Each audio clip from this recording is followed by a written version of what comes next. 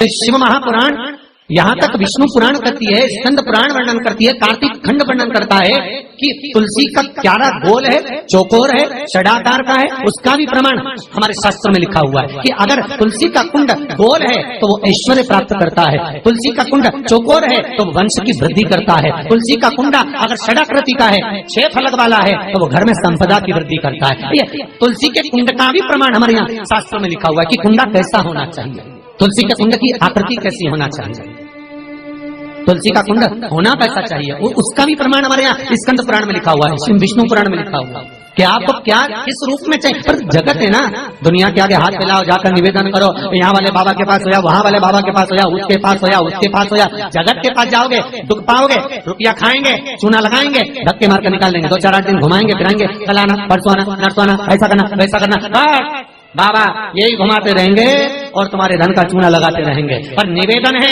इनसे बचकर शिव की शरण में जाकर भगवान शास्त्र में जो लिखा है उसके अनुसार हम क्यों ना कर्म करें जिसका फल हम पा जाए, हम क्यों ना ऐसा कर्म करें जिसके फल को हम पा सकें, हम क्यों भ्रमित हुए।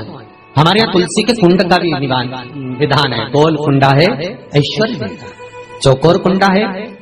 आप लोग कई बार देखे होंगे किसी किसी किया चौकोर तुलसी का क्यारा होता है, कुंडा होता है, वो वंश बड़ा, षडाकृति का है, वो धन देता है, संपदा है। दोष हमारा है, हम तुलसी के कुंडे के नीचे शंकर जी को रख देते हैं, क्यों कि यहीं तुलसी जी को पानी चढ़ाएंगे, यहीं शंकर जी को चढ़ा देंगे। दोष तुलसी के कुंड के नीचे हम सर्पदेव को रख देते हैं, नाग देवता रख देते हैं, पानी चढ़ाएंगे, पात्री रख देते हैं, नहीं, उसका दोष हम सबको स्वयं अगर गलती करते हैं तो स्वयं को हो।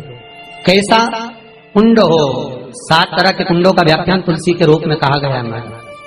पहला गोल, दूसरा चौकोर, तीसरा षडाकृति, चौथा त्रिवेणी, 3 कोने वाला कुंडा। शास्त्र कहता है जिसके मार्ग घर में टुकड़े हो रहे हो, घर विभाजन की ओर हो रहा हो, तो 3 कोण का कुंडा घर में रखकर पूजा करने पर परिवार एक हो जाता है। 5वां गार्डन में बिना कुंडे का, बिना कुंड का जो तुलसी का पौधा रोपित होता है, बिना कुंड के एक बगीचा जैसा बो दिया जाता है, तुलसी तुलसी उत्पन्न हो जाती है। महाराज वहां पर संपदा तो रहती है पर चिंता बहुत रहती है, टेंशन बहुत रहती है। क्यों? घर के दरवाजे के बाहर इतनी सारी बगीचे में तुलसा कर दी, कोई निकल कर जा रहा था उसने थूक दिया, कोई निकल कर जा रहा था उसने पानी डाल दिया, कोई स्वान ने, कुत्ते ने, किसी ने, बिल्ली ने गंदगी कर दी, उसका दोष आपको लगेगा। इसलिए कुंड के अंदर तुलसा का वो धन तो देगा, जो तुमने बगीचे में तुलसा लगाई है, गार्डन तुलसा का करा, वो धन तो देगा, संपदा भी देगा, पर चिंता को बढ़ा देगा। 5 मारा। छठा, तुलसी के कुंड को 3 धार पर लटका कर रखना। कई जगह पर आपने देखा होगा तुलसी का जो कुंडा होता है उसको 3 जो तार होते हैं, 3 जो चेन होती है उस पे लटकाया जाता है। महाराज विष्णु पुराण उसका भी व्याख्यान करते हैं। महाराज वहां व्यक्ति के कार्य उन्नति की सीढ़ी की ओर बढ़ जाते हैं। जैसे भोजन की थाली लग गई, भोजन तैयार हो गया, बस खाने बैठे हो और थाली खसक गई, समझ लेना कि तुलसी को अधर पर लटका कर रखा है। इसलिए कार्य तो हो रहे हैं, बनने वाले, 4 दिन बाद ये काम होने वाला, 8 दिन बाद ये काम होने वाला, लग रहा है कि इसमें इतना फल मिलेगा, लग रहा है इस व्यापार को करेंगे तो इतना फायदा हो जाएगा, सब कुछ करा, लाखों रुपए लगा भी दिया, थाली मालूम पड़े खसक गई, अधर लटता है। 7 क्रम है तुलसी के, ये 6ठा क्रम बताया। तुलसी का 7वां क्रम, तुलसी का 7वां क्रम है। महाराज तुलसी का कुंडा जैसा घर के आंगन में है, तुलसी का कुंड जैसे घर के आंगन में विराज रहा है, ऐसा ही छोटा सा कुंड भगवान के लिए रोपित करें।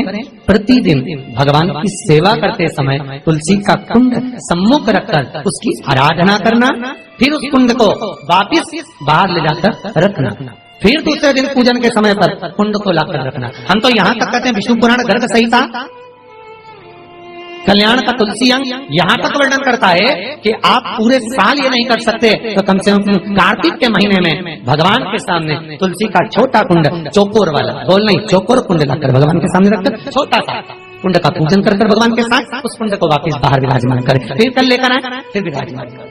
आप पूरे साल नहीं कर सकते तो 1 महीना, उसका फल 1000 गुना प्राप्त होता है।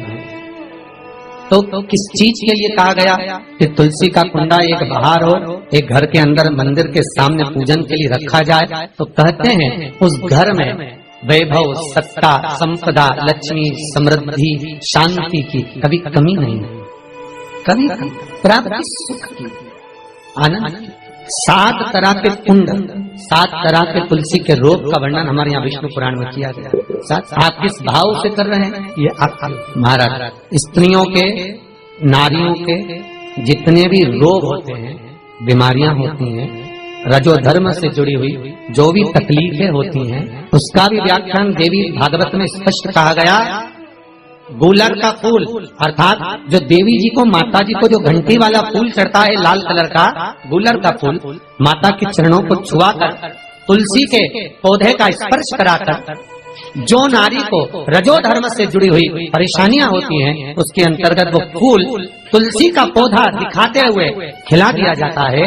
तो 3 दिन में उसको 2 दिन में आराम लग जाता है, 2 या 3 दिन महाराज। तो शास्त्र कह रहा है आराधना में आप हाथ की माला, कर की माला ना भी रखें तो घट की माला, तुलसी की माला, रुद्राक्ष की माला आपके कंठ में होगी। तो 21,600 श्वास जो मनुष्य के शरीर से प्रतिदिन निकल रही है, 21,600 श्वास जो मानव के शरीर से प्रतिदिन निकल रही है, उस श्वास के बल पर आपकी घट की जिह्वा से वो मंत्र जाप हो जाएगा, उसका पुण्य आके खाते हैं। तुम्हारे गले में जो तुलसी की माला हो, तुम्हारे गले में जो रुद्राक्ष की माला हो, उसमें मन के 108 होना चाहिए या 108 से भी ज्यादा होना चाहिए। कम मनके की माला मत पहना गले में, बारीक बारीक मनके की कर लो, छोटे से छोटे मनके की कर लो, 100 से भी ज्यादा हो, 108 से भी ज्यादा हो। क्यों?